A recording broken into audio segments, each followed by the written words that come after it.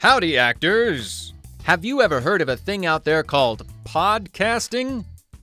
What is podcasting, you ask? Let me break it down for you. Once upon a time, there was a thing called a pod. Not a pea pod, mind you. And it's not a pod that will launch you away from some doomed spacecraft and put you into a cryogenic sleep before shuttling you safely back to Earth some 8 million miles away. Ooh, that would make a great movie. They should make that. And it's not one of those coffee pods that make our daily cuppa so convenient to make, but clog up the landfills and never decompose. No, it's none of those. This pod was made by Apple. Not the kind of apple you eat, or Gwyneth Paltrow's daughter. No, geez, this is hard. Apple computers made a thing called an iPod. And it was before the iPhone or any smartphone. And you could listen to music on it. And then they also invented a new kind of broadcast that you could listen to on your iPod. They called it a podcast. Get it? Broadcast? Podcast? Clever, huh? Anyway, these podcast things are still around, despite the fact that the unit, that would be the iPod, is extinct. Deader than a dodo. Replaced by the iPhone. So you can listen to these podcasts on your iPhone or any other device that has a connection to what is called the Internet. Now, the Internet was originally a U.S. Department of Defense project called ARPANET that was developed in the 1960s. You know what? Never mind all that. Go on Google on your computer and look up Internet if you want to know more about how to get online. So, podcasting is like broadcasting, except it's for the iPod, which no longer exists. But podcasting does. Is that clear now? And if you haven't ever listened to a podcast, then you are in for a real treat. Because there are currently over 3 million podcasts globally. So you're spoiled for choice. In this episode, we talk to actor, theater director, and podcast producer Jessica Beck, who has produced numerous podcasts for the BBC, The Guardian, and Bloomberg, to name but a few, and has recently worked with Sir Michael Caine. I hear he's lovely. She has a rich and varied background in theater study and production, which has gone a long way to influence and affect how she understands audio production today. And that is why we are talking to her. Because I want you, the listening viewer, to better appreciate how an acting background can serve the larger life narrative, wherever you end up and whatever you end up doing. So pay attention, people. You don't have to be a full-time actor just because you went to acting school. You can be a podcaster. Whatever the hell that is.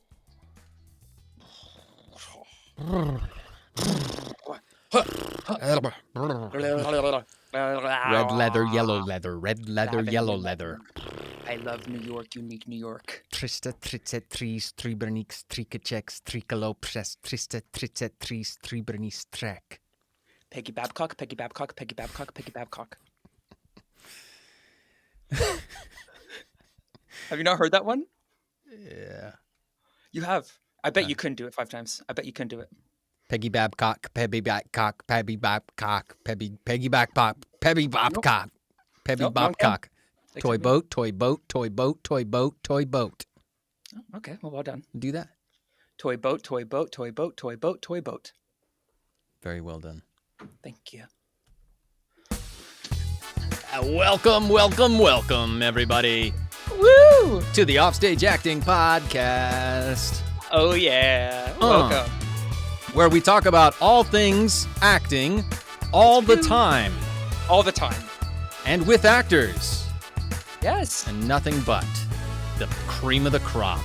The best That's of the right. best. And you, the audience. Thank you for joining. Yes. Hello, everyone. Hello, everyone, and hello, Jay. Hello, Todd. Back again. Back again. You keep coming back for more. Surprisingly. Yeah. I mean, I'm surprised you have me keep coming back for more, but, you know, we could both be surprised. I think we're both surprised. We're taking it episode by episode. That's right. That's right. Hey, we're convention buddies. We're convention buddies now. That's right. And we took great photos. We look awesome together. Oh, yeah. So- There was a couple good photos, yeah. Yeah. We did. Todd's like, whatever. I think we look very cute. It's funny. It was in keeping with our kind of general theme where you annoy me And I'm visibly annoyed by you. and somehow is still there. Yeah. Maybe relevant. Maybe that's kind of what we're doing now, It's just a actually. fun thing that we do, yeah. So what was the convention? We went to the the podcasting exposition where That's not the name of it, but it was okay. like the podcast show It's called 2024. there you go, the podcast show But 2024. Good. but it's an expo, it's a convention, right? Like that's what it is. Yep, absolutely, yeah. I think it was the 4th year now. Kind of a new Oh, wow. thing. Yeah. Yeah, it was very, very What- like Instagram color palette, Yeah. very pretty, very like open air, sort of. Ooh, there's a stage here and a coffee shop here and a bunch of booths and couches and very It took hip. place in like an art. I forget what the name of the arts. Oh, I don't remember. Oh yeah, it was like the Business Design Center. in Business Islington. Design Center. Ooh, London. well done. I was just Yes. looking. You want to tell audiences how you were able to get into the conference? I don't know, Todd. Do I want to tell people? Or Yeah. Do you remember your name? I got to hear. I'm not going to say What the was the name? name. I'm not going to say it. Oh, What it if doesn't matter. He does not They, listen. you Either way, don't know that. your You name was don't know Iwoma Omogenye. that. Oh, Todd, I think this I is said that right. terrible. You guys, I don't know how he did it. I haven't asked if Todd would like No, to I tell found the it. story. I found. Where did you find it? I found on a table somewhere. A pass for you. You guys, he didn't just find me a pass. He found me a gold like validation ticket, right? Yeah, The one under platinum. Yeah. So he found me like the second best validation ticket. It was like, oh, okay, I'll just give this to Jay. There you go. Jay wanted to come. Okay. I snuck him in. We snuck him in. You were only there a couple hours. Did you like it? Yeah. Did you enjoy the? I did have a good time. I saw once talk that I honestly didn't like learn that much from. Yeah. But the vibe of the whole place was good. The people were cool. Yeah. It was just good to be there It was and like interesting. support. I mean, we're new to this podcasting thing, obviously. We are actors, but we have a podcast. So for us to be there amongst all the other podcasters, and most of the people there were sort of audio people. They'd come from radio backgrounds and other. Just gonna say that. Yeah, I was surprised. I had thought it was gonna be podcasters or performers, but it was mostly like audio people. Yeah, no, not too many interviewers and things. Not too many performers, to be honest. Very like business, very business and tech centric. Yeah, they'd come from big name like BBC and Sony and different places as well. And Spotify and blah blah blah blah blah. Spotify was there and Acast. A lot of the big names of podcasts. Podcasting is going to be huge. It's going to be huge, which always sounds so weird to say because, of course, podcasting has been around for 15 years or so. But has it really been that long? Yeah, it kind of started, when maybe it has. iPods came out and you could do, but nobody was really doing too much of it, and it was kind of looked down upon. Those who did do it back those many years ago and have been consistent are now, rock stars in the podcasting game. Yeah, so, the leaders probably. The leaders, yeah, if they held out and they managed to build an audience and stuff. So there's a lot to be said for having gotten in early on the ground floor of it. But these days, for sure, podcasting is every brand is going to have a podcast. I mean, every major brand. Some of them, it'll be easier for some than others. TUI, which is a travel company, they have a travel podcast. That's right. You're telling me about this. I was telling you about that. But like, I don't know, Coca-Cola or something. They'll need a podcast at some point, probably, just to stay relevant. And how do you do that? Well, they can also do that by people like us saying their name on our podcast. Well, I don't think I'm giving away free publicity to Coca-Cola right now by saying their name. Anybody here? If you haven't heard of Coca-Cola, folks, well, the purpose of their advertising is not to teach those who don't know of it. Is to keep the name in the. Okay, well, speaking of names, I'm gonna do something right now. I'm gonna talk to you about something real quick, and then we're gonna get to our guest. Tell me what you think of this. I want to sort of slag off a name, a brand. All right. I go to the hotel. Yeah, Okay. I booked the Premier Inn. Great. I'm always pretty Name. comfortable. It's a pretty comfortable. You know what I mean? You can kind of rely. It's cheapish. Yeah. It's conveniently located. They're fairly clean, and it's a corporate thing. And there was one right across the street from the convention center. It wasn't cheap that night because they understood, I get into the room. Tell me what you think of this. I get in the room, check in. No window. You had no window? And I don't think I've ever heard of a hotel room without a window. No. Nobody's ever heard of a hotel without. I've heard of even prison cells have windows. I mean, I've heard of a solitary confinement box in prisons with no windows. Oh my gosh. Yeah.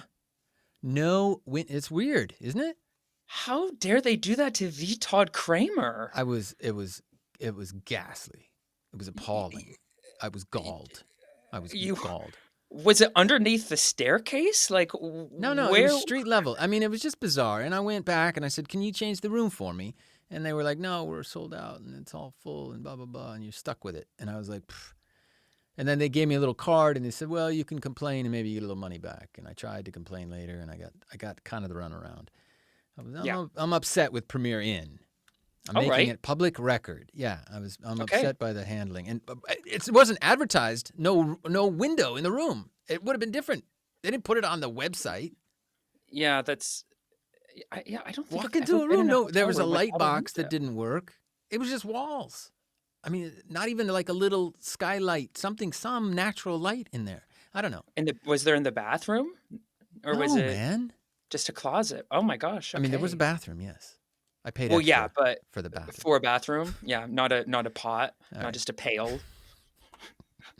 Which would have been cheaper. That you throw out the window, yeah. That I don't have. All right. Got him. Wow. Okay, so speaking of podcasters and podcasting, that's going to be our theme and our subject today. Great. I have a friend. She is a podcast producer.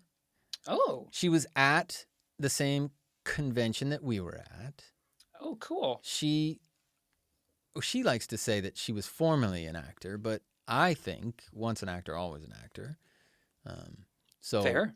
I'm gonna be consistent in that. So she's an actor. Okay, great. With all the acting training that goes with being an actor.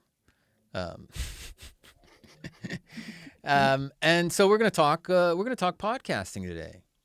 How interesting! Cool. How meta. Yeah. We're it's all meta. Very meta. I have a little clip of hers that's like 20 years old, and it's just a bit of fun. I won't share the whole thing, but do you want to see what she looked like 20 years ago? Sure. When she was like doing some wacky Edinburgh Festival theater stuff. Oh, cool. Yeah. I gotta do what I gotta do. I gotta do this. 20 years ago, how you went searching for this? Ooh. Yeah, this is fun. Okay. That's her, up there with the. I mean, and it for was. me, theater should be about provoking discussion, and I think that comedy is one of the most controversial and exciting ways to provoke that discussion. I mean, there are many, many things you could. Can you hear it? Say yeah, I about can. Our musical, many things to start debate, to make people upset, but I think it's necessary. I mean, a lot of comedians use that as well, but it's kind of easier for people to walk into what they think. She's talking like a 20-year-old, like you don't understand a word that she says or what she's talking about. Than But to go into a serious play, because there are a lot of serious plays about terrorism. A lot of serious plays about terrorism. This was she can tell us if she is with all her friends, but it looks like fun. You know what I mean? So it's remember, it was a musical about terrorism. I think she was playing the one with Patty Hearst, I think, was it, with the Stockholm Syndrome. Edinburgh Fringe. Yeah, totally. Maybe we will in 10 years' time, say. And we really wanted to have terrorists that became terrorists for completely different reasons. So we have like a state-sponsored terrorist, we have a victim-turned-terrorist, we have a mercenary. We got every terrorist there is in the book. Hate crime.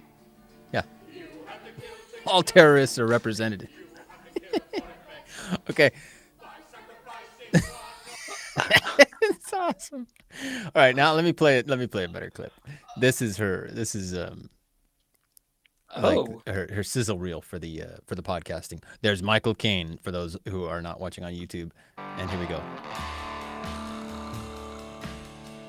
The robbers got away, with at least $9 million. $55 million in today's money. This is the story of a criminal mastermind. First of all, you got to have some guts. We call it balls. You know what I mean? You got to have guts, and you got to go do it. And the FBI agent determined to put him away. Abel Alfred Denzio was, in his mind, above the law. He was a folk hero. He was a thug who thought he was immune to law enforcement. The classic game of cat and mouse. God, what a voice on Michael Caine, huh? Who's to say Yeah, seriously. which one is which? I'm Michael Caine, and this is Heist, an Audible original. I'm Michael Caine. This is Heist. Oh my gosh, that's so cool. Yeah, there's another one here. Let's see. BBC. A picture, they say, is worth 1,000 words. This is the story of one which prompted many more than that. This is Little Rock Central High School. Provoked Louis Armstrong to rage and bathed much of America in shame. Shut him up. A story of hatred and segregation, reconciliation, and why the word sorry is not nearly enough. The Associated Press named it one of the most iconic photographs of the 20th century. And among the many, many photographers there, only two got the picture. Pick it up. Here's one for The Guardian. Throwing a bicycle into the water is a specialized sport, which offers its own peculiar satisfactions.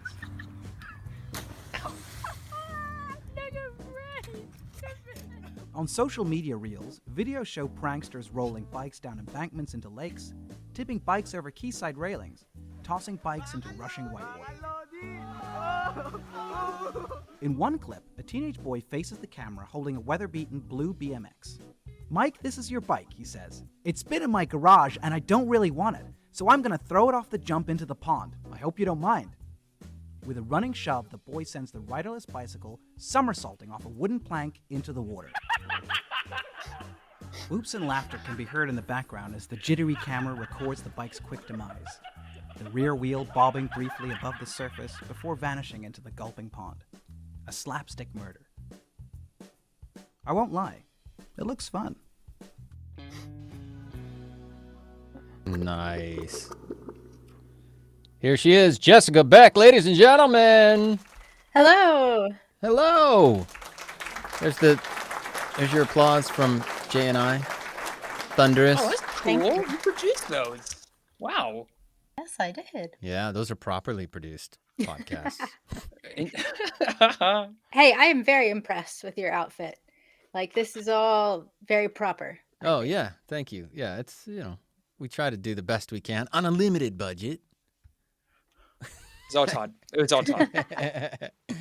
So, let's start with our it wasn't the weekend, it was the middle of the week.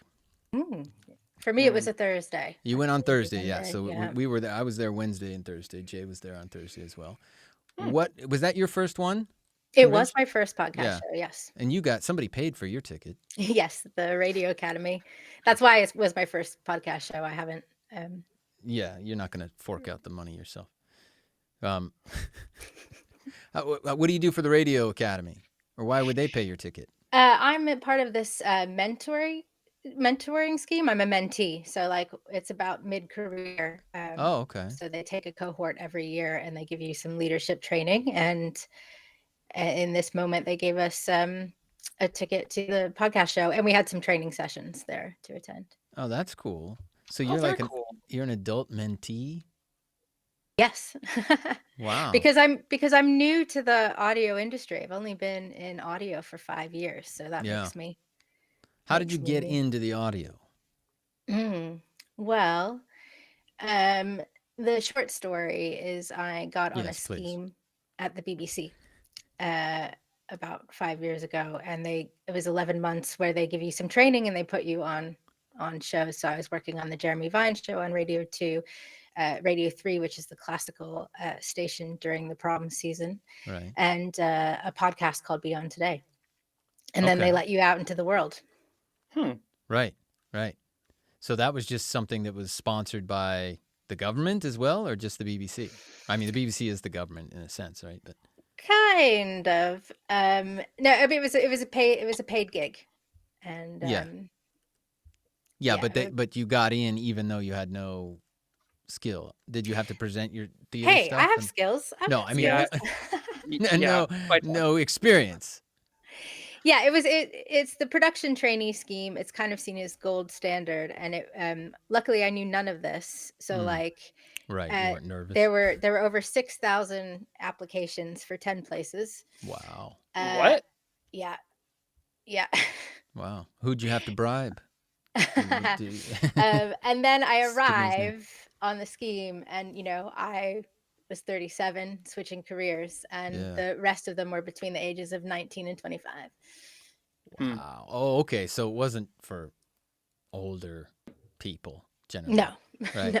Because that is kind of that's cool. I've always wanted to be able to do that too, but I figured I'm too old to go back and try something new. So good for you. Now, what made you decide to do that though?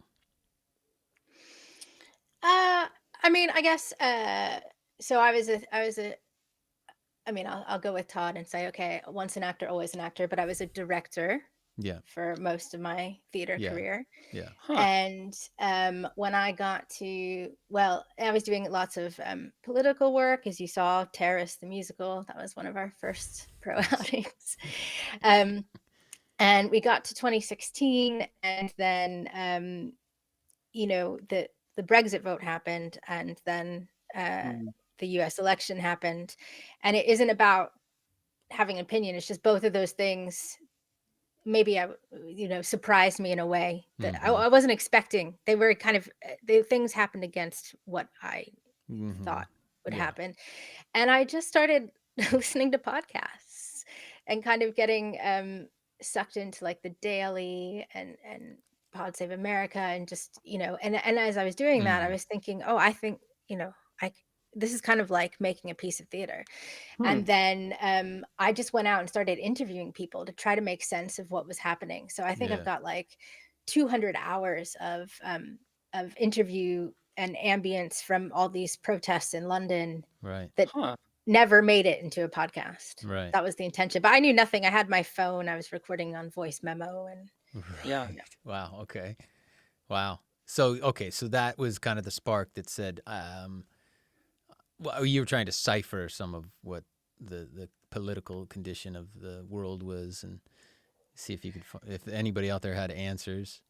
Yeah, I was just kind of lost after 2016. I was like, what am I doing? And I'm making this theater, and who am I talking to? And that's not a slight on theater at all. And I've made some work with people that has been very important to audience members, but I was just kind of questioning things. And then, when this scheme came up, I thought, oh, we'll give it a try. It's 11 months. So if I don't like it, I'll go back to teaching and directing as a freelancer. And it just happened to turn out that once I got into radio and audio, it's a lot like making theater, lot like making theater. For sure. So I still feel like a theater person, theater director. Well, so do I. That's how I look at it as well. I think that's one of the reasons I really wanted to talk to you as well, because the podcasting thing aside, yes, we're doing this in a podcast, but we are theater people, we're performance people, actors and directors, and that translates into how we approach this medium for sure, and colors it, and I think makes it more dynamic, where radio people maybe have a different perspective, or television people and things. So, but we can dig into that. Where are you from originally again? I am from Waynesboro, Pennsylvania. Oh, yeah. Oh. Okay. Isn't that famous for something? Hershey's or no? No, what's in Waynesboro? Hershey is about an hour and a bit away, I think. Okay. What's in Waynesboro? It's about 15 minutes from Gettysburg. Okay. All right. Yeah. There's a battlefield. It's famous for the battlefield. But I think Waynesboro, there's something that's made in Waynesboro, it seems like. Orange is the New Black. What's it? Pennsylvania. She's from Waynesboro, but they don't specify which one. So it could be Pennsylvania or West Virginia, and I think there's another one. Oh, right. Okay. All right. Nice. Okay. So, and you you started acting at some point when you were a little kid there in Waynesboro? Yeah, we had a summer stock theater called Totem Pole Playhouse, and they did Nice. some theater camps, and I signed up, and I Ah, was a total theater geek. you were a totem theater Absolutely. geek. Yep. Yep. Right from the start. Right. Well, I didn't want to go to the camp, and my mom forced me. And Yeah, she wanted you out of the house. Right? but by the end of the first day, I was like, I think we played, God, what was the improv game? You know, where Freeze, Yeah. where you like start doing a tablet or a Oh, and then scene, they go and someone freeze. says freeze, and And then they you jump tap in. someone out, Yeah. and then you change the scene. Yeah. Oh, And that's a I good one. was hooked. Yeah, it's a You're good like, one. people can do this? Yeah. Yeah. Also, that a game actually works as opposed to kids in a playground where it's just chaos. So that's pretty cool. And so I mean, essentially watching the clip that we saw with you. How old were you in that clip?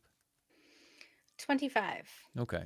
You can tell that that's somebody that's loves their theater big time. So Absolutely. after doing those shows and stuff, you go back to school and start doing plays and getting involved there? Yeah, all through high school, I think Yeah. what musicals do we do? And, Bye Bye Birdie and The Boyfriend and all the plays. Yeah. All the plays. And all the plays. And then I thought, I'm going to live the rest of my life in New York. So I should probably go to university in California to get some West Coast experience. Okay. So I did that. But I knew from probably early on, my mom would say I've known since I was very little that I wanted to be a director. Like, I enjoy acting, but I was more preoccupied with, the Bossing whole people picture around. and bossing people around, because why not?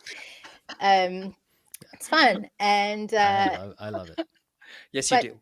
the example for me, like in the States, was that, like, if you wanted to be a director, most of the directors I knew had come from an acting background. So I was like, I'm going to keep training and keep performing. So if I'm going to ask someone to get on stage and do something, I want to make sure I'm prepared to kind of do it myself and have that experience. So, and acting's fun. So I went to university. I did a semester abroad in London, and that was kind of a game changer. All right. Yeah. And the whole course of my life kind of pivoted on that moment. And so I've been in London now 21 years. Oh my gosh. Did you ever leave London? Or you can't? No. You basically... I mean, I lived in Exeter for a little bit, if that's what you're asking. No, I mean, when you came over for was it like a little exchange program? Yeah, so it was uni? with the London Academy of Music and Dramatic Art, and like my school didn't actually have its own program, so we piggybacked on Boston University's program. Okay. And we got a stipend. Well, I'm sure we paid tuition for it each week to go to the theater. And in 3.5 months, I think I saw 81 shows in London. Wow. Oh my going, gosh. like 4 times a week. Every night. Yeah. Because they have concession prices here. So my concept of how much theater costs in the US was a lot. And then here, all of a sudden, you could go see something at the Donmar Warehouse for a tenner if you want to stand. And so I was just trying to lap in, take it all in. Yeah. Okay. Amazing. What school were you with in California? University of San Diego. Oh, that's right. Of course. Which did not have a theater major when I started, but I was one of the first 3 to graduate. With a theater degree from USC? Yeah, I was supposed to. My parents wanted me to study business, and that was it lasted. UCSD? Yeah, that's UCSD, right? No, it was USD. USD, right? Yeah. Okay. Yeah, not the state school, but the other one. Yeah. They've got a fantastic MFA program that we got to work with a lot at USD. That's associated with the Old Globe. Oh yes. Right. Yeah, and I got to work as an assistant director there after I graduated for a summer, which was amazing. That's really cool. Yeah. It's a really good theater. Yeah, it's a great theater. Yeah. I grew up in Oceanside, so I probably should have gone there. I would have done better. How long were you in San Diego then? Just a few years, and then you came over to London.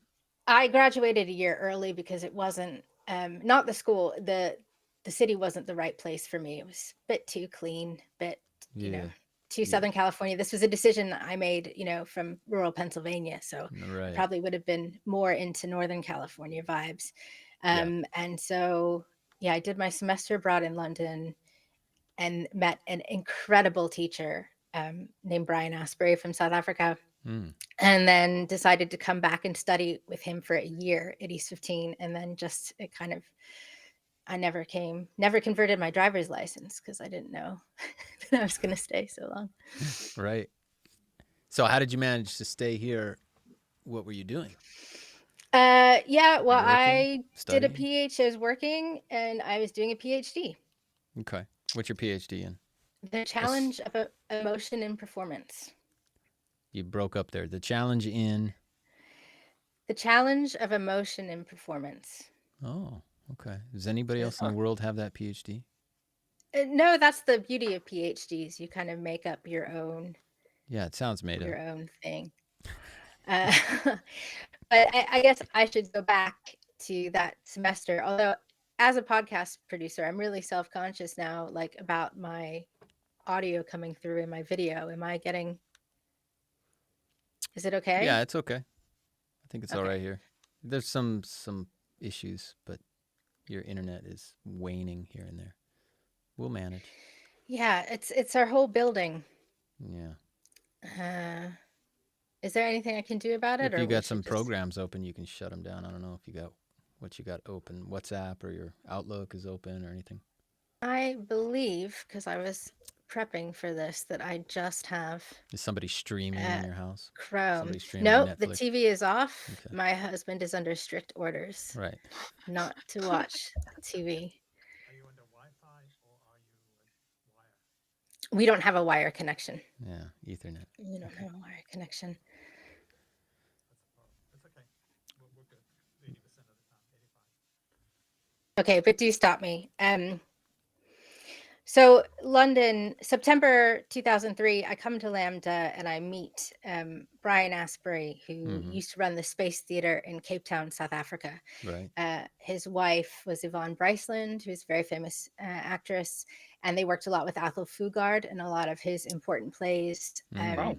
Statements After an Arrest, Sizwe Banzi is Dead, came from that time at the Space, and they were like breaking laws by having mixed audiences in the theater. And like he told amazing stories about the conditions that they were making, theater to respond to the government. And there were two things that really changed my life that he told that I experienced when working with Brian. The first was that like he really believed that if you can act, you can write.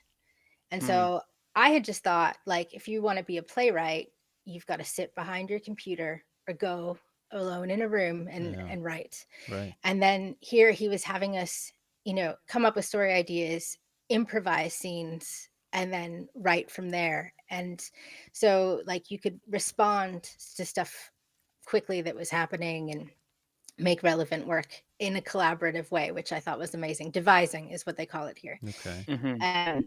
And then the second thing was this emotional access work. Like I enjoyed acting and I was quite good at it, but I never thought I would, continue it. And I never thought some of the performances he got out of me, I just didn't think I was capable of. Wow. And that was down to what he was doing. So that was why I was like, I have to come back and study with him just a little more. Yeah. Wow. Can you give us a little taste of what kind of what's the method there, the technique? Yeah. So he was doing a lot of kind of research into neuroscience and like different techniques. And the main one that I used the most, that's kind of the basis for a lot of his approaches, is called underreading.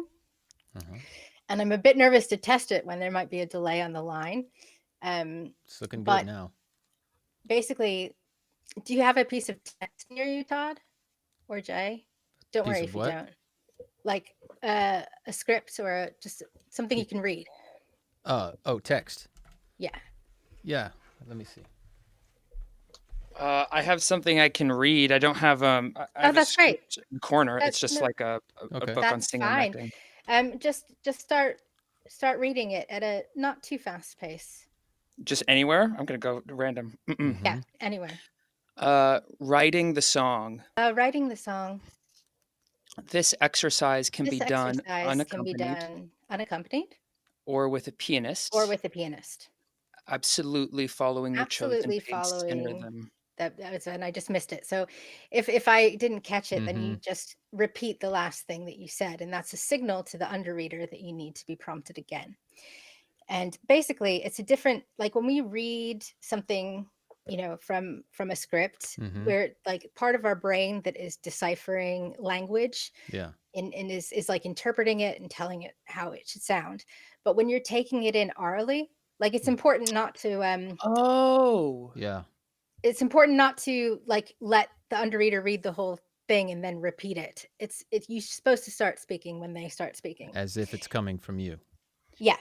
Right. And you don't have the same part of your brain censoring how it comes out. Right. And then you're immediately, that awkward stage in rehearsals where like you just have to put the script down and you don't know what to do with your body. I don't know, you kind of skip yeah. that awkward phase because Yeah. you're rehearsing with the text being embodied. That Right. is very Yeah. interesting. Okay. Yeah. So that's like the main tool in his Underreading. toolkit. Mm-hmm. I love But that. then you can like, if you're facilitating it, I can ask the underreaders, I'll just to repeat one of their lines. And then you can start adding physical exercises like push-ups or sit-ups or even things like with physical metaphor. Like maybe I mean, I keep thinking of Chekhov because that's how he introduced a lot of these scenes. So you like have Masha and Vershinin, and he's being pulled away, and you create some physical metaphors for what the characters are going through, and then you've got the underreaders giving them the lines, and you just start getting them to hit and repeat like a certain point, and what you're waiting for is really it's not always tears. I mean, it's often tears, but you're waiting for that change in the voice, that connection between what they're doing and the text. And then what's great, and then you stop doing all those things and you let them do the scene, and the emotion sneaks up on them in different places. But it's like exercising. It's like, this is a very simplistic way of saying it, but if your mind and what you're saying is listening to the conditions of what your body's going through, like you're doing push-ups and that's strenuous and you're letting it affect what you're saying, then in turn, then when you say the text, your body will respond. Right. Yeah. Yeah, makes sense. Yeah. Interesting. And you found that a lot of great value in this, obviously. Oh, I was like, I Hooked. mean, Yeah. 3 weeks in, we were rehearsing in a block of flats in the basement because the Lambda was moving schools at the time, and our classes were all over the place. And we had a knock on the door, and it was the police, the Met Police, because someone had called and reported a murder, and it was just rehearsal. Because of all the screaming and whatever's going on in there. Yes. Yeah. Yeah. Banging and kicking and screaming. That is a compliment. Mhm. Yeah. Yes. But yeah, no, I remember saying to Brian early on, you've got to write a book, and I want to come back here and help you write a book. Right. Okay. And I basically came back and I hounded him Yeah. to write his book, which he did finally do. Wow. And you helped. Yeah. What's the book called? It is called Trusting the Actor. Amazing. Oh, you got it right handed. Right? Okay. Yeah. Trusting. And that's a picture of his wife Yvonne. And Brian sadly passed in March 2020, just before, made a very graceful exit before the pandemic. Before the pandemic. Okay. Yeah. But you were close, I imagine. Very close. Yeah. I mean, I ended up moving to a completely different country, and sure, just to be with him. Yeah. And my PhD was when I initially started it, I thought it was going to be just on his work, but because it was practice-based, it also included the work of a neuroscientist in Chile, and then some impulse and awareness work from a Polish theater company, Pishin and Kozła. So, yeah. Yeah, You're so cool. I know, she's cool, right? So she's like dedicated to this theater stuff. So after you're working with him, are you actually doing theater then as well? Are you? Did you get an agent? Are you like doing shows? No, I missed the. Okay, I think I got like 4 writers agents from my productions of their work, but I learned later. Like, so my first career, I did a lot of things, or I didn't understand a lot of things. The first thing is, if you're a director and you want people to see what you've done, you're supposed to direct the classics, and then people can see that you've made all these choices. But I was working in new writing and devised theater, because that's what I want. I want to see if a play can work or not. If we can take an idea from concept through production, or if I'm working with a playwright who's already written a play, like how can we realize their vision so they can see whether it works or not. But that meant that, I got no agent. So but I helped playwrights. Yeah. Okay. So apart from this kind of the Fringe Fest 2005, I guess, was it? When you were still young, was that kind of the end of you like doing theater, like performing? That was my last performance. That was the last. Okay. Patty Hearst in Terrorist the Musical, which I think was a fun one to go out. The best way to go out. to go out on. But I was still, throughout my PhD, I was still, I was working with as a performer on workshops with the Polish company Song of the Goat. I was beginning to enter into kind of somatic education, the Feldenkrais method, which is fantastic. Yes. The emotional effector patterns from the neuroscientist in Chile, which is known as ALBA emoting and has some various approaches.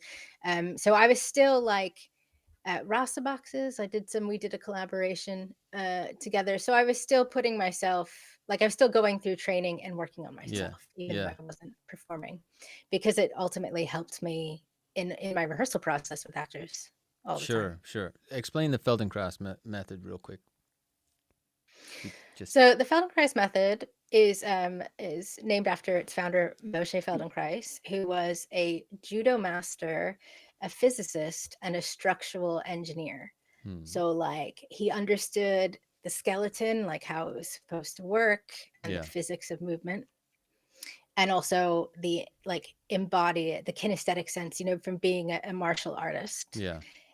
And it's hard to describe, because it's actually a system of education. Like it's a conversation with your nervous system that improves everything, how you function, your movement, your acting, everything. But to describe, to say it's system education, it kind of, when you look at it on the floor, it kind of looks like a combination of Alexander technique and yoga. It's none of those things, and my colleagues would hate that I just said that. But I'm a big proponent of the Alexander technique as well. Yeah, go ahead. Well, because these things drop you into your physicality, and they're beneficial to anyone, whether or not you're a performer or not. They're still very beneficial. I did a year of Feldenkrais at my acting program. It's the way we did it. I don't know if this is how you did it, but we basically Feldenkrais. He wrote this amazing short story on learning how to learn. He had a quote that is, "It's less important to learn new feats of skill than it is to learn how to learn new feats of skill." Right. Mm-hmm. And we spent a year basically, as you're saying, like laying on the floor, and we were guided, and we were instructed to go through these guided movements in an extremely slow way. Slower. If we thought we were going too slow, go a little bit slower than that. And we would be guided through steps and in interesting physical postures, and going back and forth from them in an effort to like really learn the body and get in touch with the body with very slow movements. Micro so that movements, right? Yeah, and the transitioning and doing really thinking before you transition, or like having an intention behind the transition, right? And reversibility, and doing less so that you can do more. Right. I mean, so it's very intense. Yeah. Did you get benefit from that, Jay? I think. Oh, sorry. I'm Jessica, so I thought you were asking me. Oh, Jay, go for it, Jay. No, it's I think I did. I mean, my thesis actually was inspired by that quote from Feldenkrais. Okay. So I thought it was amazing, and I thought the idea of going so slowly and in a controlled manner. Actually, you have to engage your entire body, and it's any physical practice, right? And to engage your entire body is to engage your entire mind. And I like that. So I like that a lot. Okay, back to Jessica. Sorry. What program did you do? Where was that? I went to Lambda. Yeah. Oh, great. Yeah. And they recently introduced Feldenkrais. I think they took out Alexander and they introduced Feldenkrais into the curriculum. Okay. So we did it for a whole year. Great. Well, the thing, I mean, I enjoyed Alexander, but I always felt like it was something that had to be done to me. I didn't know how to like replicate it. But with the Feldenkrais method, what appealed to me was that I'd lay on the floor, I'd follow some guidance and directions, and then the work would kind of integrate itself. Like I didn't have to worry about it or like focus on my, shoulders. It was like I'd keep trust reminding. Yeah, lengthening and widening. Yeah.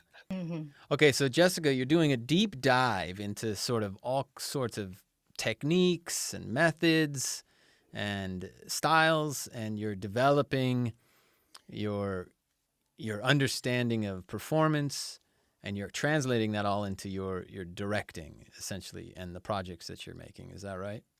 Yes, that's right. So, I mean, it was more prescribed in my PhD when I was actually doing these case studies with actors on specific text. And then afterwards, it was more when I needed it. Like as any director, you have to meet the needs of the actor and the demands of the text with whatever, approaches. But I would say the Feldenkrais method, once I was qualified, I would start all my rehearsals with an awareness through movement lesson. Okay. And it, kind of in lieu of a warm up, and it was very effective. What kind of projects were you attracted to at this point then, to direct and things? Definitely, I mean a whole combo, but definitely some edginess. Like trying to think, after Terrorists, I did a play about a Gary Glitter tribute artist. I don't know if you know who Gary Glitter is. Oh yeah, of course. Well, he's a dangerous individual. Yeah, Very so this was about an impersonator. Like we were interested in what happens to someone who, kind of devotes their whole life to someone, and then it turns out not to be true or different than he thought. So a lot of Michael Jackson fans could relate to our show. Okay, yeah. Gary Glitter was a very famous pop artist here in the UK, and it turned out essentially that he was a sexual predator and did a lot of damage to people. But he was very popular for a long time. And you'd hear any American sporting films. You'll hear his rock and roll part too. That da da da da hey da da da da hey da da da. That's exactly. Gary Glitter. Oh, that's him. That's him. Yeah, yeah, and he was popular. So you did a play about.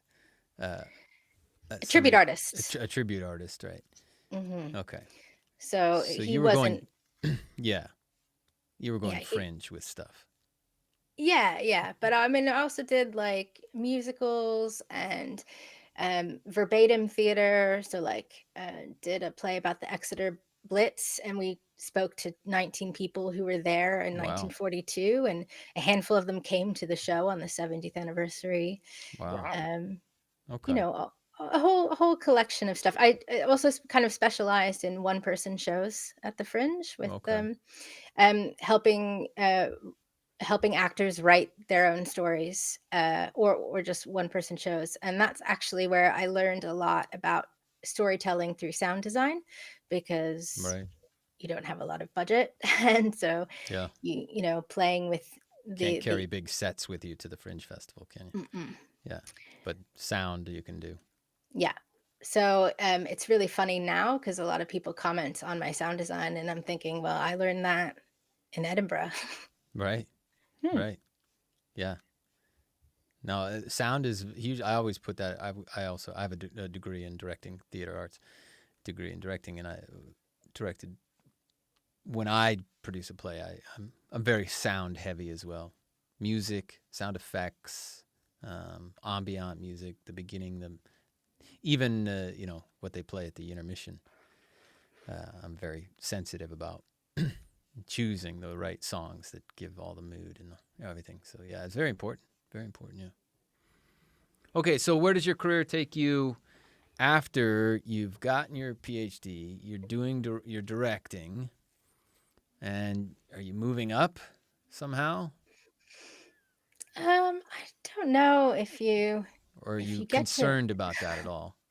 I am concerned. Well, I wasn't I don't mean now, but I mean at the time, like 10 at the years time. ago. I remember going to. I was part of a group of women who got a week of mentoring with Katie Mitchell, who's an important British theater director, and at theater and opera, and she works a lot in Europe too. And she basically like laid it on the line for us, like how much if she wanted to only work in theater in London, how much she could make a year, right, and how much her childcare was, and like it still took about 3 years for that information to click that you can't actually make a living just directing. Right. I mean, I was living that. I mean, I was also teaching directing and Feldenkrais, and I was teaching at drama schools, and I was teaching at universities, and I was doing a pretty good gig as a freelancer. But to get that next step up, there's a scarcity in the UK about resources. Yeah. And there's also a bias against Americans, which is ridiculous. But I know. It still exists. I don't know why. Well, I don't know what they're doing. They're taking care of themselves first, I guess. Speaking of limited resources, they don't want to share it with the North Americans. Yeah. So you were making lateral moves at this point, essentially. Yeah. And I mean, that interested you. I think the last professional show I did was at the Marlowe in Canterbury. It was a new musical, cast of 15, sung through show. It was great in the end, but I still think I was paid like, I don't know, the same fee that I got 10 years before. Right. And like it was done, with weekend rehearsals, and I almost had a breakdown and was like, can I even direct? And it was like, no, this is ridiculous what we're being asked to do. Yeah. And we did it. We pulled it off. But I think that's what theater people, will go above and beyond. And definitely since I've left the industry, I feel a little bit like PTSD. Like I left an abusive relationship in some ways. Right. No, I understand that because it's a passion. You're doing it. They're passion projects, essentially, right? Yeah, everything is. Yeah. And so you're just doing it out of the labor of love and the belief in the project, and there's satisfaction in that. But when you also can't feed and clothe and house yourself so well, then you think, well, what am I getting out of this? So you decided you need to make some money. Well, no, that something's got to change. Much later, something's got to change. Yeah, I don't know. I mean, are we skipping past some bits? Do we want to talk about how we met, or do you want to go back to that? Well, I thought we could. Yeah, let's talk about it now. Why not? Why not? I was teaching at universities, but I was also teaching at Central, at Rose Bruford, around. But one of the semesters when I was doing some teaching at Central, I was teaching the emotional body work, which is the emotional effector patterns from Chile. Nice. I saw that there was a certain acting coach doing a 2-day workshop, and it was something like 150 pounds to be in the audience. Yeah. Unless you were teaching at Central, and then I think it was 20 quid. And I thought, I want to check this out, just because I should see what other people are doing. Yeah. And that was 2016, I believe, and that is where I met Todd. Yeah. So I had been taking a scene study workshop weekly thing with a buddy, and it was sort of actors workout really, kind of thing. I'm trying to kick off again. I want to restart this because it was a great thing. Remember Jay Nigel and I were talking about it in the first. Yeah. That's right. The gym. Yeah, like the gym where it's just you get a two-hander and you work it out and you get some feedback, and it was just a way. And then going to the pub afterwards and stuff. It was a good time. And it was a great way to keep the tools sharp. In that sort of workshop thing was a girl who really started hounding me at some point about Ivana Chubbuck is the name of the coach. And she said, Ivana Chubbuck, do you know who that is? And I said, no, I don't know. Well, she's coming to town, and she's a big deal, and she's a great coach, and yada, yada, yada. And I said, well, I don't really do coaches anymore. I don't need... No. And she was a real proponent of this particular coach. And she was really pushing me.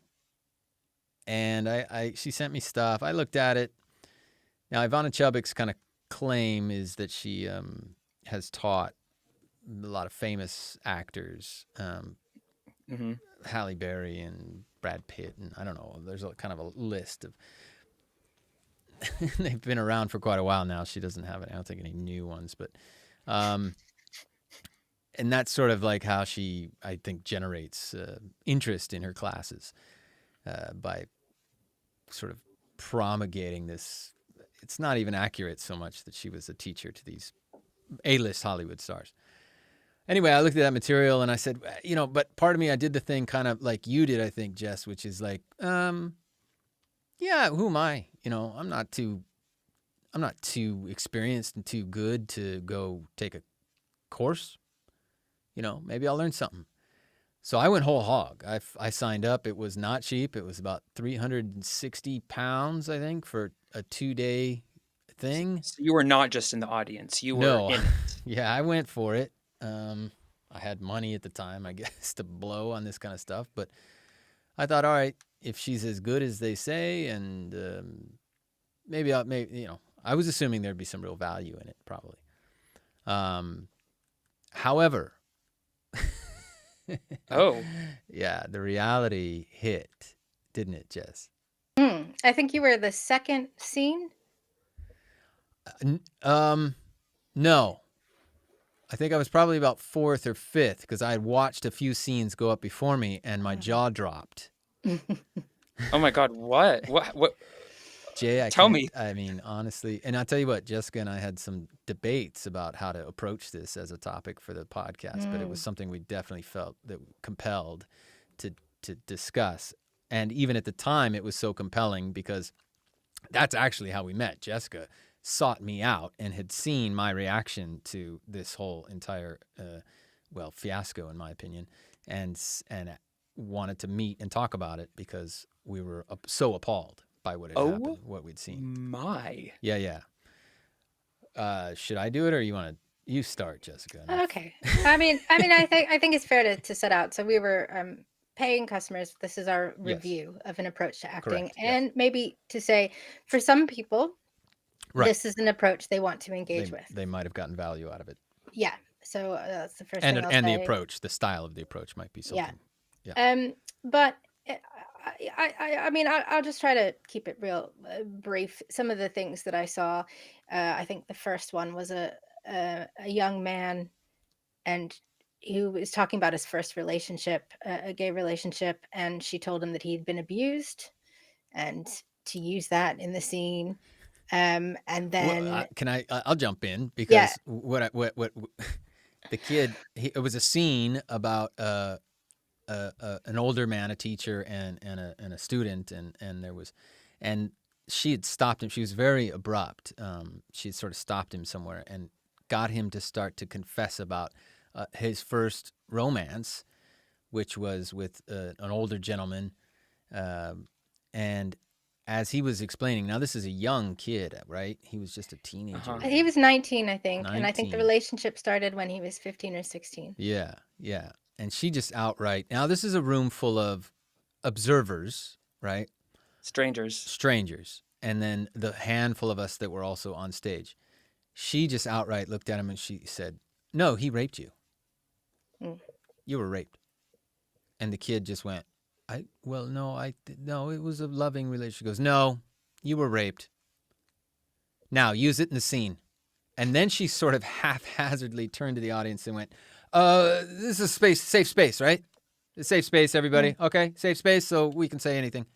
To just a group of strangers. Meanwhile, there's people coming in and out of the building, in the room, sitting down, getting up, leaving. A safe space? No, I don't know anybody here. So that was the first, where my jaw just went, wait a minute, did I hear what I just heard? And I'm looking around. Jessica, now what? I mean, the other one that really stuck with me, and then we'll get to your scene, Yeah. was uh, uh, uh, uh, an actor who was confiding, or was telling us that was he and his wife were trying to conceive. They were going through IVF. She'd had some miscarriages. Now his wife isn't in the room. She didn't consent to this talk. Conversation, yeah. And Ivana says, "Oh, she doesn't want to have your baby." Yeah. Like just straight up, cold, direct, and then again turns to the crowd of, I don't know, 100 She's just like people. gaslighting these people. Yeah, it was on that level. Terrible It felt that things. way. And then she turns again and goes, safe space, everybody, right? Safe space. Okay. So it was this kind of ham-fisted eye at that. This is my opinion. I'm coining it as practicing psychiatry without a license. By approaching these people and sort of, distributing to them information about their lives, or trying to somehow... for the purposes of some very uninteresting scenes. Yeah. Just like I think this poor guy was doing a rom-com. Yeah. My scene was from In Bruges, which is a movie. And apparently that's one she uses a lot. So now we're sitting there. Now, there was a guy named John. I won't say his last name, but he was sitting, it was from RADA. And he was older like myself. Most of the people in the room were younger, the ones that were doing the scenes and stuff. So this guy was a bit older, and he was kind of wearing a suit and stuff, and he was sitting a few seats away from me. And I'm looking at him at this point, and he's looking at me, and I see him kind of taking notes and things. So I leaned over, I nudged him, I said, "Hey man, what is this?" And he goes, "Man, I don't know." And we got to kind of get to know each other. I said, "Who are you?" He goes, "I'm with RADA. I'm down here to check her out. She wants to come to RADA and teach her classes, but I wouldn't let her near the place with a 10-foot pole, barge pole." I said, I can't believe what's going on here." He goes, "Man." So he was also in agreement at the time. So I felt somehow okay with my assessment. Validated. Yeah. Validated. Because at that point I'm looking around and nobody else seems to be bothered by this. And I don't Twilight know. Zone. It was a bit Twilight Zone. Yeah, I was out of some kind of reality, and I don't know if people just thought that's the ticket in to fame and fortune. Is this this is the method? And maybe, like Jessica said, for some that method works or is worthy of time and money and effort. For me, it certainly wasn't. Now, I get called up to the stage to do my little two-hander with another guy. I sat up there. We did the scene briefly, and then she kind of says, "Well, sit down," and she starts approaching me. Now, I'm already got a really sour taste in my mouth to this woman and her methods, and I'm sitting there, all my body, and I knew exactly what I was doing, but I was making sure all my body language, arms crossed, leaning back.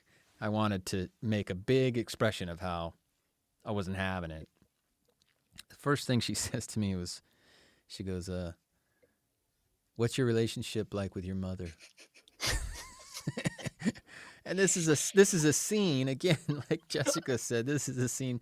Two gangsters go to this town in Belgium, and it's a kind of a bit of a comedy drama thing. And I'm looking at her and I go, "I'm not going to talk to you about my relationship with my mother." And she tried to gaslight me again with the kind of like, "Well, then you're not committed and you don't believe in this method and stuff." I said, "I don't. You're right. I don't know what this is." Oh my gosh, he said that in front of all these people. Oh yeah, her and I essentially, Todd. I don't know. Yeah, we essentially had it out on the stage a bit. I was this close to really just calling her out completely and saying, my full opinion, but you were keeping it mostly subdued. Yeah, as I am doing now, because I don't want to get into some kind of a situation or a defamation situation. But my opinions were quite strong at the time, and I really wanted to announce to the room. So she excused me from the stage, and I'm thinking, no. I got a phone call that night from somebody, her assistant or something, that said they'd be happy for me to excuse myself from returning the following day. And I said, well, I'd be happy for you to return the money My money. I paid. And they said, no, I don't think we're going to do that. There was no refunds. And I didn't go back. Did you go back? I did, yes. Oh my God. Because every time there was a question, she was like, she'll answer it at the Q&A. This Q&A at the end on the second day. So me and John and another friend who's an intimacy coordinator, we were waiting to hear, Right. And the Q&A turned out to be a sales pitch, come to LA. And when she was asked directly, I think by another faculty member from Central, what's your duty of care to your safeguarding and duty of care to your actors, she was like, oh, I'm not a psychotherapist, or I'm not a psychiatrist. And that was the answer. It was the get out. Yeah. So yeah, it was my job. Oh my gosh. No, it was god awful.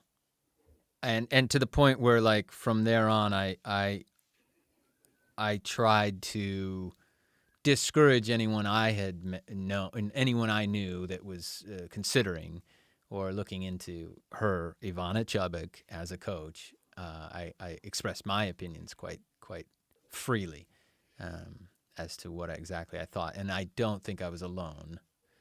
Certainly, obviously, with Jessica and the others that were there, but I don't think we're alone, Jessica, in general, overall, from what I heard from others over the years, that the run-ins they've had with her.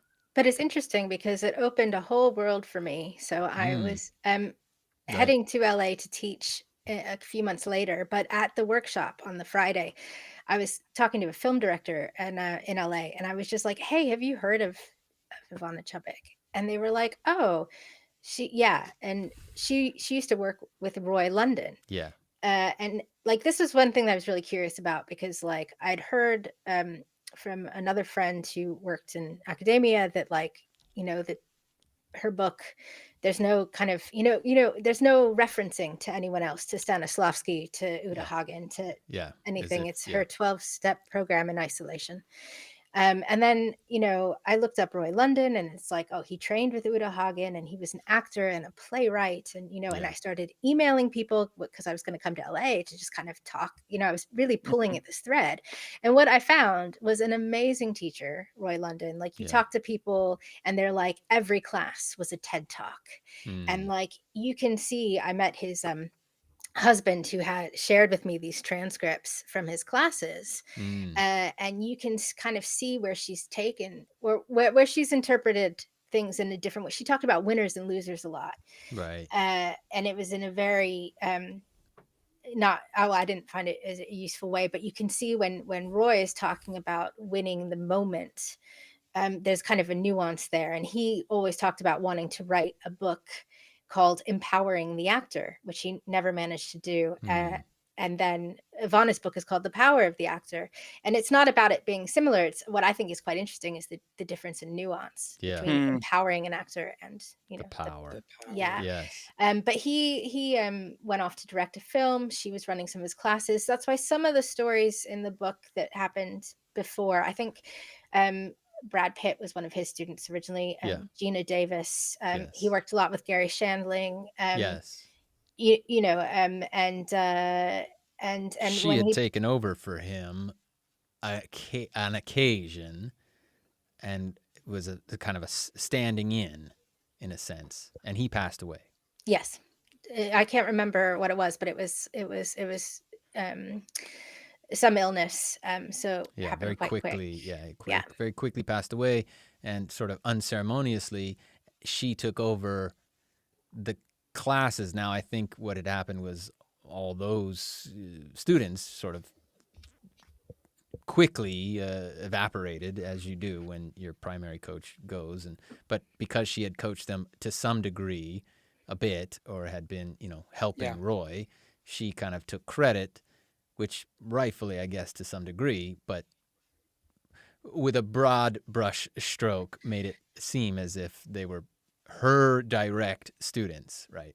Yeah, and that but I their mean, success. there's a documentary called Special Thanks to Roy London, I believe, Okay. by Christopher Monger that I really recommend. Oh, good. And yeah, I'm still in touch. I still see people from that trip to LA that Yeah. really just loved sharing how much they loved him as a teacher and what Yeah. he meant to them. So Yeah. I feel like I was pulling at threads. I heard some awful stories from actors. I didn't know about podcasts yet, so I didn't, let's make Yes. it into a podcast. But I think that for me, the kind of happy side was finding out about this amazing Yeah. teacher and all Yeah. those. And we met. Yes. Because essentially Jessica, I think, found me, emailed me, called me something and said, can we meet? And we had a coffee, rooftop cafe somewhere, Waterstones. I think it was or Waterstones in Waterstones, Piccadilly. yeah, But that's I right. was really impressed with the way that you kind of stood up to her, but also kept it, you didn't professional, for the sake of the other actors in the. Yeah. Yeah. That was tough. It was definitely tough because I had been in situations like that before with bullies. I consider her a bully, and I felt bullied, and I felt she was bullying others. And generally my approach to bullies is not measured. But in this case, I thought, well, she's just between her and I will protect myself. But when it comes to others, I'll let them stand up or however they want to serve themselves. But it wasn't easy. It wasn't easy. And I think I went on the warpath to some degree. I remember writing I did write a review of her on Google, a review of her acting Google school reviews. or something. Yeah, I did put something out there like that, just a warning. Word to the wise. But I think All right. yeah, the moral of the story is be careful who you choose to be your acting coach, and do your research and your homework. Don't be, let's say maybe drawn in by the glitter and glitz of Hollywood, because it doesn't always mean that you're getting quality, right? And to pivot back to Feldenkrais from Jay's point, like one of the things that Feldenkrais said was that I will be your last teacher because you will then be able to teach yourself. Oh, Look at Jay. I mean, it's a little conceited, but when you get to okay. the Yeah, I actual guess you're thing- right. But the point is it's about you teaching yourself. Yeah. Mhm. You're Yeah, learning. it's about I love that, empowering though. you I to do love learn that. and have choices. And I think, when you're approaching, looking for acting coaches, you want someone that's going to empower you Yes. and empower you to learn. Very good. Absolutely.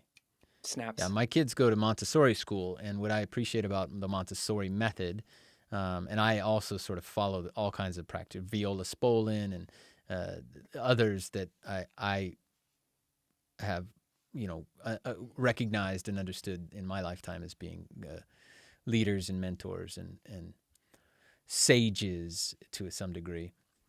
But what I appreciate about the Montessori method is that they don't really teach, the school doesn't teach my children. It teaches them how to learn, how to educate themselves. So my children and Montessori kids in general, because life, you're always learning, right? So now they know how to research something and how to, if they're interested in it, to dig in and develop. And it's not just about memorizing facts and figures. So they are learning how to learn, which is an amazing concept that I wish was spread all over the world to all the world's children. And curiosity is so important to that and to acting. Yes, making exactly. theater. Yes. So you want people that are going to foster your curiosity. Foster that curiosity. Very good. Excellent. Excellent. Actually. So speaking. Such a yes. Yes, and yeah. Such yes. Such yes. So fostering curiosity. Your curiosity was fostered into podcasting. How you doing with that? Are you enjoying it? I love it. You love it, don't you? I love it. I can tell. Yeah. What do you love about it? I love. Well, this working from home in your pajamas. No, I'm in the office 4 days a week. No, I guess that's just me. What I love about sound, like about audio, is that I think it's got a lot in. It's got more in common with theater for me than theater and TV, because Oh, to a right. certain extent, you have to engage with the audience's imagination. And I'm not saying that TV and film doesn't do that. It's just you can show at the same time. Sure. And you can show some things in theater, but unless you're Miss Saigon and have the actual helicopter coming in, you're Right. going to be using sound and light to hint at it. So Yeah. it's a different way. And so I think there's a lot of similarities there. But where I think it exceeds theater is how accessible audio is. Radio, podcasting, you can reach a lot more people than you can in a 60-seater above a pub, even though that's very, very fun. But in terms of actually making it, it feels like I'm directing. I'm just directing in a different genre, in a different place. I mean, obviously Michael Caine is an actor, and I got to write for and direct him, which was amazing. Oh. Yeah. It was also like March 11th, 2020. So like it was a very awkward day where Amazon had made the decision that their offices were closed, but like the UK wasn't like figuring that out yet. And he wanted to shake our hands, and we were like, oh, but you're very old, and we might be. It's mostly for you, Michael. He is an old gentleman, isn't he? Yeah. I know, it's like national treasure. We don't want to be responsible. Yeah. Achoo! Sorry, Michael. Oh, that's the end of that. Yeah. But he was a wonderful professional. So it was a podcast about heists, and we thought he'd be interested in all the real people we found and talked to. And he was like, no, I'm just going to do my job. But he made some great jokes along the way. Nice. But I got on the Michael Caine tangent, and now, working with him is like actually working with an actor. But even when you're working with correspondents or hosts, anyone behind the mic is vulnerable and talent. And, having the skills I had from working with actors made me a good producer to work. Like, I think, I had skills to make people feel comfortable, which is really important. Yeah. In that. And know how to talk to people kind of quickly and get them.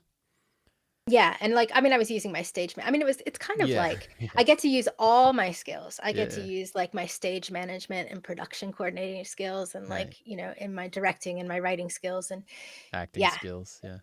Yeah, absolutely. So when you're trying to convince busy journalists that they need to stop and get on the phone with you for an interview and stuff. Yeah.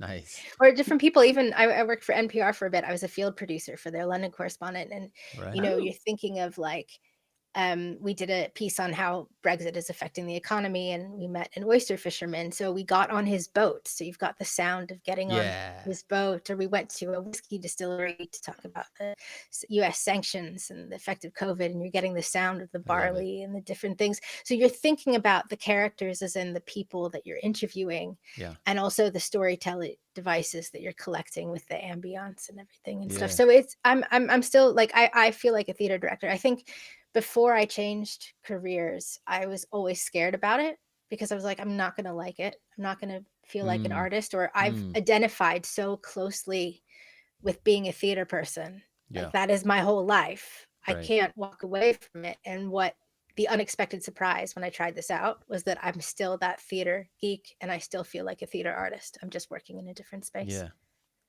Wow. Amazing. What was the trajectory? You finished with the BBC project, and you worked for the BBC?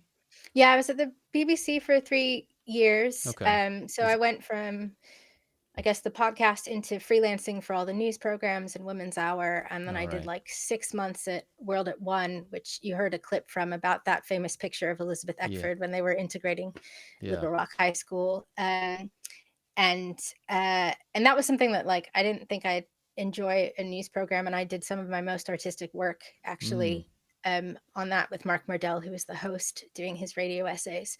And all the other journalists weren't that interested because they were busy getting the news making interview. Yeah. And they didn't want to look at archive or music or mixing. And I was in heaven working with essentially a playwright in that host. Yeah. And then I worked for NPR, but I was employed by the BBC, but I was 18 months working. And that was exciting to work with Americans. I didn't realize I missed Americans. Yeah. The optimism. Yeah, the enthusiasm. It's right. Yeah.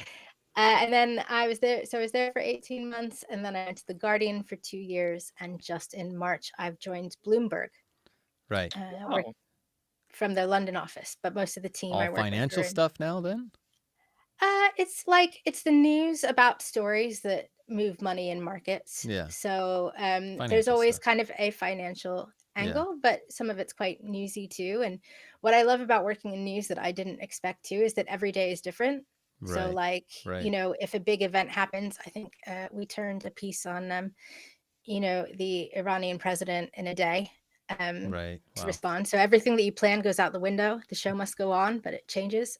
Yeah. So you get all the stakes. I don't know. It's very, it's very exciting. It's a Sure. lot like theater. Now, was any of that contract? I mean, some of that must have been, or was it? Are you just all freelance in that? Oh, I'm on fixed term contracts now, but Right. that's from my theater. Like I never had a contract in Yeah, that's theater. why I'm wondering if You know, the similarities are still there. uh, yeah, I think it's a mindset difference. I thought, oh my God, I'm signing a contract for a year, but a year Yeah. goes by so fast. Yeah. And like I'm learning yes and in a different way. I thought I was very yes and in my theater career because that's how I Right. ended up in London and that's how I ended up doing a PhD and I was following these cues from the universe. But I Yeah. still wasn't, I was like determined about the kind of work I wanted to make. And I'm not saying that that's a bad thing. But what's been interesting about the second career in audio is I really have been yes and let's go work on the Today program and see what that's like. And I've learned things from programs that I wouldn't have necessarily thought that's my passion project, Right. that have been really useful and fed my creativity and will serve me in the future. I'll get to do my long form serial box set podcast at some point, and when I do, I will have accumulated all these skills that will make it Yeah. better. Is that kind of your dream then at this point? I mean, it's like the New Yorker article version of audio. Like Yeah. everyone wants to make, Yeah. I'm a working on 6 my to 8. novel. Yeah. Yeah. I'm a 'Cause you get writer, but yeah. Yeah, On absolutely. With the heist one, I did 2 individual episodes, so it was more like an anthology series, but to follow one narrative over 6 to 8 episodes would be fantastic. Yeah. Yeah. And maybe even to break something or to bring something that's because these days these podcasts, it's like a documentary or a good film that can break a story out. And that's what I like about what we do. And that's why I like watching this kind of new convergence of podcasting and performance, where it's coming out. I mean, obviously we have essentially an interview show here, but it's becoming more performative and it's becoming more dramatic. Not our podcast, obviously, but the genre. The genre, the medium. Yeah. I find the representation of podcasting in TV really interesting. Like there was Carrie Bradshaw from the Sex and the City reboot, and she's basically doing a radio show, but they call it a podcast with like people calling in. Or there's like this show called Bodkin. I don't know if you've seen I've that. heard I've just that. started watching Heard of it. it. And this guy keeps going on about my podcast. You could play a game of like shots by every time he says I'm a podcaster. But like he never has audio equipment out. And then the only time he does, it's like a phone or a little Zoom. Like it's So, not the proper stuff. people don't understand what it is yet, maybe. But I do love Only Murders in the Building. I don't know if you guys watched that. I watched that one. I like that. Because that That's intentionally mixes theatricality with podcasting. And we're going to start a podcast, which is great, which is the essential, the kind of the modern day version of let's put a show up in the barn and invite everybody from the village. And, we'll get Auntie May will do the costumes and whatever. And that's the idea. But what I was going to say essentially is that podcasts now, like a good documentary, like a good film, like the ITV Mr. Banks versus the Post Office, was it? We break, performers and performative content breaks stories and can break things out into the public sphere, can change the direction of governmental influence and can change the political influence and the social landscape, just basically by creating something that is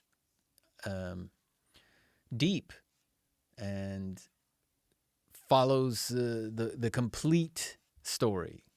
You can dive deep into these stories and dig out all the nuances and make it interesting to people, and that's what changes.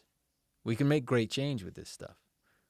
And I think, I mean, you're articulating something that I haven't articulated for myself yet, which is why I've been so drawn to it. Because if you think back to Brian Asprey and why I changed my whole life and came Yeah. to the UK, he was talking about doing theater that mattered, that led to social change, giving voice to the voiceless. Yeah.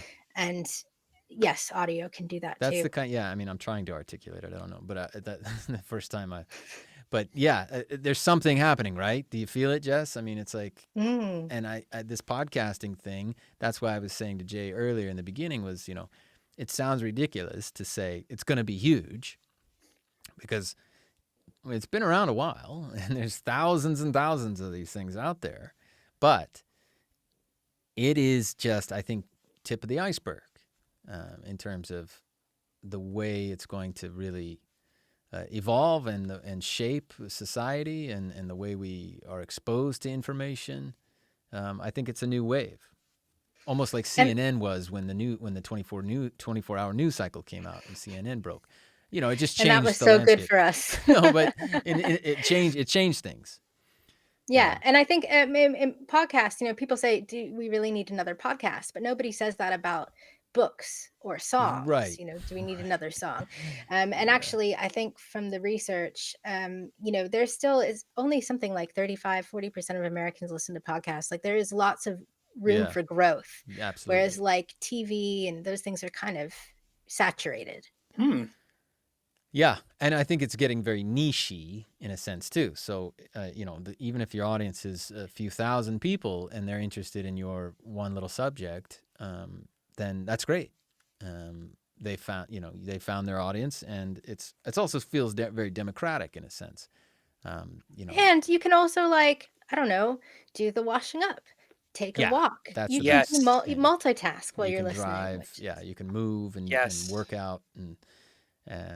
And a podcast that's respectful of that intimate. This is what Jay and I were even talking about before the show. The intimacy of being right in your ears, and if you're respectful of that, right there, that's where we are. We're going to live here. I did one of the podcast talks was about Dolby Atmos, where they can put sound all around you at different points, and he was so excited to say, and it's coming for cars, like we can put it in your car. Right. And I'm like, but isn't that a safety hazard? Yeah, I was gonna say, like if you have sounds drive, I gotta hear noises and horns, ambulance sirens. Yeah, it's like those radio ads that used to, where they beep beep and you're like, what? And you jump in the car and you go, oh, it's some stupid commercial for mufflers. Well, maybe we'll get put in self-driving cars, so that is not a problem. Oh, there you go. Autonomous vehicles. Yeah, the whole surround sound. Well, I think it's all going to break open. Holograms and all the tech. It's coming. And I mean, we also there was that another presentation about using AI to generate voices, and the presenter very happily spoke into a mic and then asked the AI to turn his voice female and was very proud. And I was thinking, what about actors? That's terrifying. And your voice is so important. I can see the tech geek getting excited in him, but it was we can do. We can automate this stuff. I don't know. I still don't feel it'll ever replace. It might be able to fill in gaps and things, fix errors, assist in small ways, or create little voices where you might need something, and you can't hire, like the one I watched. I think it was the same company, but they had they were doing children's voices, and their argument was, well, children are hard to work with, and you have to get permission and da-da-da.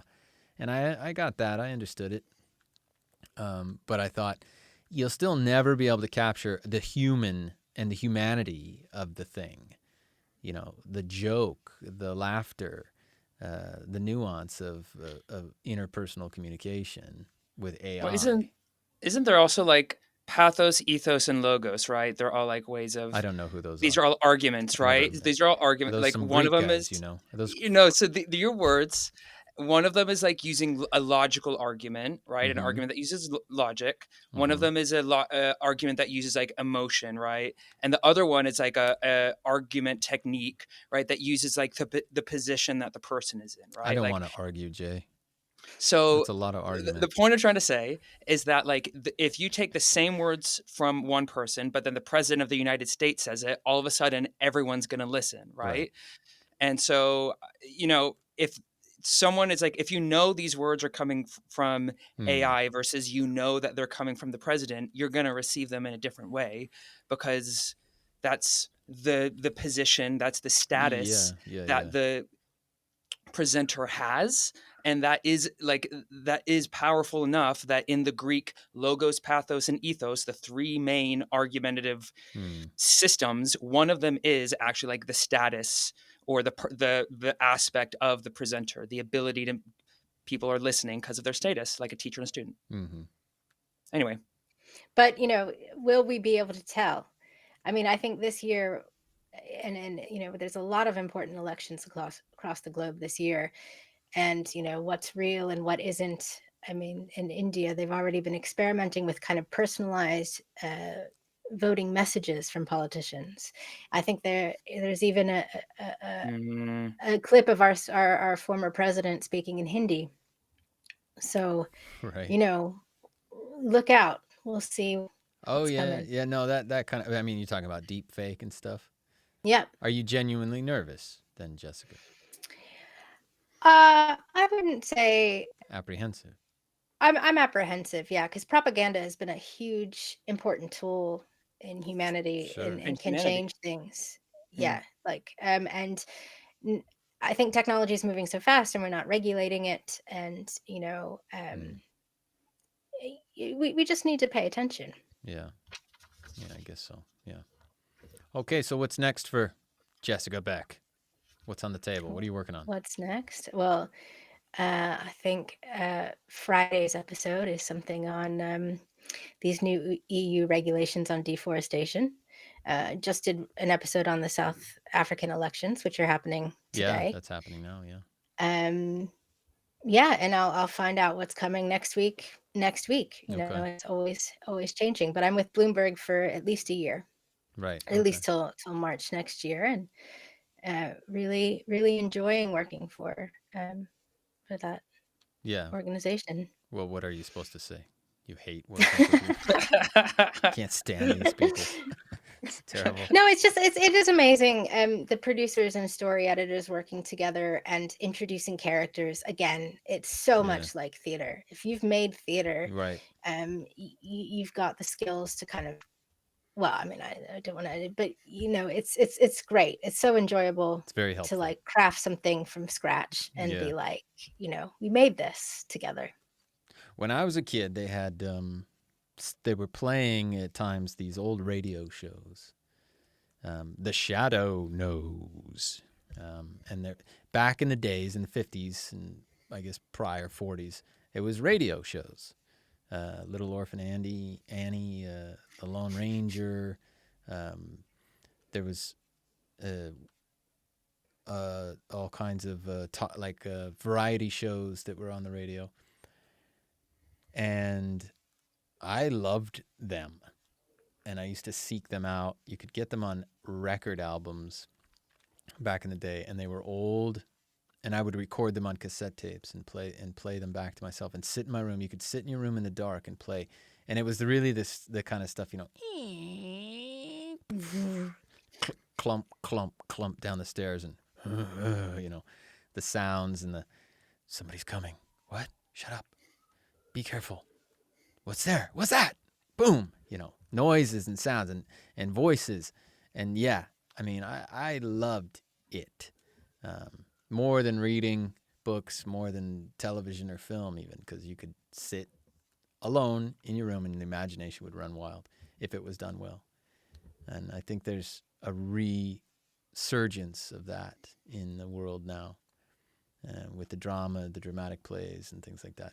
But I also love a good news. When I lived in Prague, I listened to the BBC and listened to news, captured stories that were audio only I forgot the name of the program really, but literally going, and you could tell that the reporter had just a sling over their shoulder and a microphone, and they'd walk through, and you'd hear all the sights and sounds, or you can hear all the sounds of the sights wherever they were going. And we're here in a cafe now, and you could hear their cappuccino, being made and all that. And I found it fascinating, very, very enticing. It really drew me in. I don't know. I feel that there's a resurgence of that. Do you feel that? Well, what I do overall, but what's sad about the kind of BBC cut their radio reporters, and so you'll hear packages that are also on the 6 and 10 o'clock news, and they'll be like spaces of sound that don't really read or doesn't make sense, engage with your imagination to give you a picture. And when you see the TV package, it's because it's the audio from B-roll rather than like a producer specifically capturing the sound. Yeah. So like, NPR is like a dying breed, like, so go support your local radio. Yeah. But maybe this podcasting thing will bring some of that back into it's not dead. Audio's not dead. If anything, it's And I mean, those the variety shows you talk about and all the Foley artist stuff, I mean, that stuff is amazing. But then there was also this period of kind of really stiff audio drama that had like conventions and like with but I think this is going to shake that up a little bit. Which I'm hoping, because I think like anytime people I haven't seen in a while, they're like, oh, you're in radio, are you doing radio plays? And I'm like, that's like kind of the only time I turn it off. And I'll say without I don't want to be too harsh on those radio producers, but the biggest problem I think about radio drama is that I think it was Maxine Peake came on Joe Wiley on Radio 2, and she was saying, I love radio drama because you don't have to learn the lines. And I was like, no, don't say that, because you can hear it when actors are reading in scenes, and it's not embodied. I wish they would just take plays that had been on stage for 3 weeks, get those actors in a studio, and have because them act it out. Yeah. Ooh, that's but a good idea. there are more and more outfits that are like experimenting with like the audio from a film kit and going outside, and because natural sound is so evocative. Yeah, it is. Yeah, it puts you right in the place. It does. Yeah, sound is a powerful medium. Yeah. You have a baby? I do. I do. Where's the little guy now? He's sleeping in the other room. Oh, but good. I do have this. Did you bring? Oh my! Is that how old he is now? No, he's older than No, that. this is like, I think he was 4 months in that picture. I have a great one with him in sunglasses, but it's at work now, at my desk, my grown-up desk. All right. But his name is Jackson. He's 13 months. Oh, he's really funny, and he's got all the emotions. He's trying. He's cruising. Cool. Jackson, I like it. What's your husband do? Chris. He's a bartender and sommelier. He is a beverage manager of the Hawksmoor in Borough Market. Oh, that's right. Yeah, he told me. Yeah. Oh my gosh. The Hawksmoor. Yeah, that's fancy. Yeah, sommelier at the Hawksmoor. Okay. I've heard of that place. I think I've eaten there. It's really good. It's very good. Yeah. Yeah. Is he English? He is. Yes. All right. So yeah. Yep. We met in Exeter when I was doing my PhD, and he was running a bar. No, you were flirting with him at the bar, were you? No, he was flirting with me, and it took me 4 months to notice. To figure it out. He must not have been doing a very good job. No, I was just, I'm just a theater geek. I focus in on my tasks. Yeah, that's good. Well, he landed it. It's good he was persistent, or Jackson might not be here. That's right. Well, shout out to Chris there and Jackson. Last question, where is Jessica Beck in 10 years? In 10 years. It's a dumb question, but I am curious. No, great question. You're wrong. Thank you. Great question. I don't know. Will I be here? Will I be in America? Those are questions that we ponder. Well, I mean, what's she doing? I don't care where you're at. I'm still going to be doing audio. Like, I'm only 5 years in, and I'm loving it. Yeah. So, like, I'm still going to be making stuff. I'm not, in any hurry to get into any management positions anytime soon. want to be crafting the stuff. Ideally working on your long form podcast. Yeah, I'd love to do that within 10 years for sure. Yeah. My version of Serial or Ghost Story. I don't know if you heard that podcast, but that's another good box set. Okay. Ghost Story. Woo, we went through a lot of stuff. Anything else? Did we miss anything? I guess I don't know if this is useful. I don't know if you had this. I heard it from teachers in America, and I heard it from teachers in the UK, that basically said, if you can do anything other than acting, stroke theater, do it.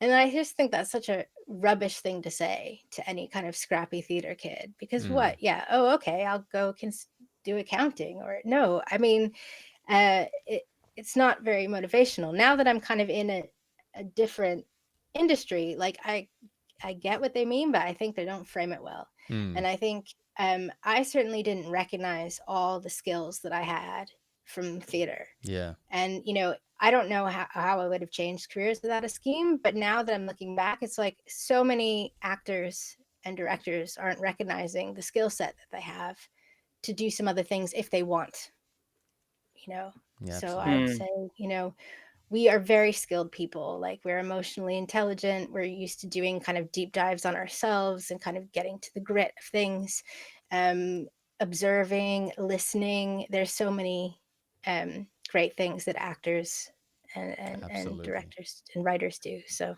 yeah, I was just going to say the same. And that's why I like talking to people like yourself, because even though you may not be acting now, your background is coloring and dictating sort of how you approach your work that you're doing now. It happens to be similar in a relatively the same field.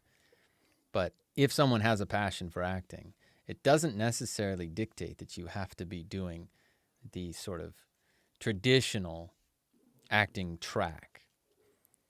You can take that passion, learn, educate yourself, throw yourself into the environment and the methods and the techniques, and then emerge from that with a different form of a career, but always still maintaining that foundation that you got from your acting experience, and be very happy and very fruitful and working well and enjoying things, and still always, once an actor, always an actor. Jessica Beck. Thank you so much. Thank you, dear. That was wonderful. We'll check back in with you sometime soon, I hope. Yeah. And I'll just say the one thing I've learned in podcasting is you're only as good as your internet connection. So I apologize. It's been ropey. We're going to find out. I can't believe in a place like London we don't have better internet. Yeah, well, we've had certain government for 14 years. That's right. We'll find out how that changes too. Yeah. Okay. Jessica, we'll see you soon. Great. Do I just hang up? There's nothing. You can hang up, or you can hang out. Jay and I will do our post. I'll hang out. Okay, hang out, and then we'll talk after. So here we go. Jay. Oh, what are we going to say? Oh, I just said thank you so much for having me. My first podcast appearance. Was it the first podcast? Yeah. Look at you. The podcaster is now the podcastee. The tables have turned.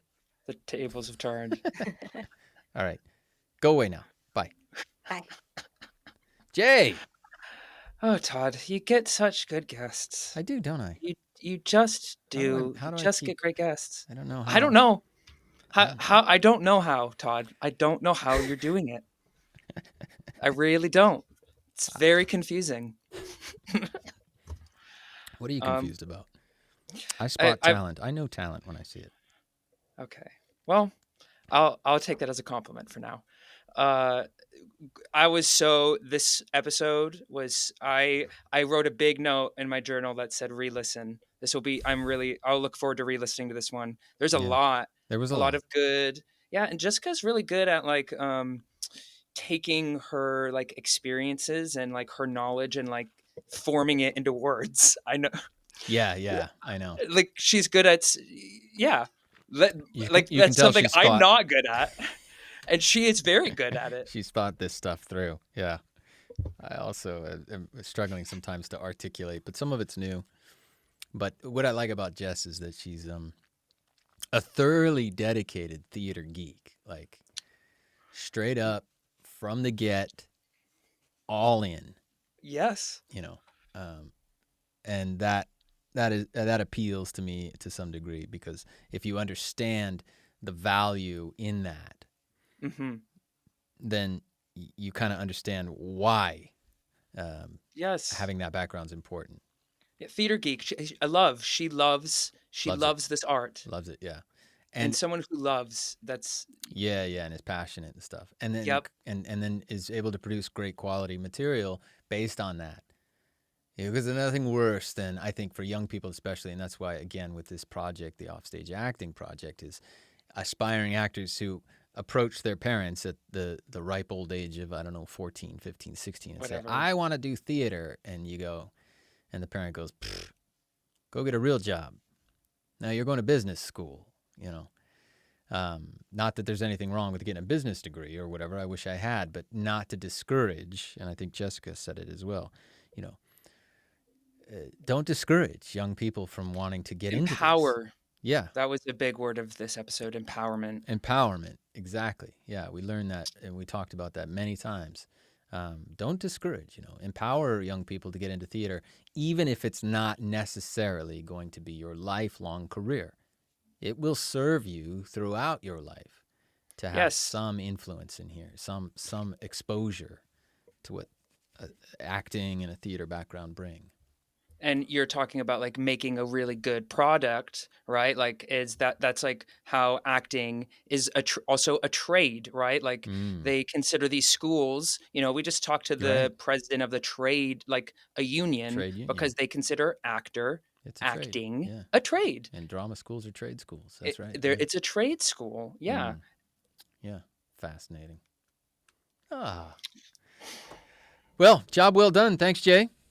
Thank you. And will I say it for you? Thanks to our listeners. Thanks to our listeners. Thank you, boy Andy, for all your technical support. Go to readdigital.com if you're interested in getting a podcast off the ground. Our boy Andy will help you, sort you out. Thank you, Jessica Beck. Thank you, Jay Reum. And thank you, Todd Kramer. We'll see you next time on the Offstage Acting Podcast. Dun, dun, dun. That was a good one. Well, that was fun. You guys are great.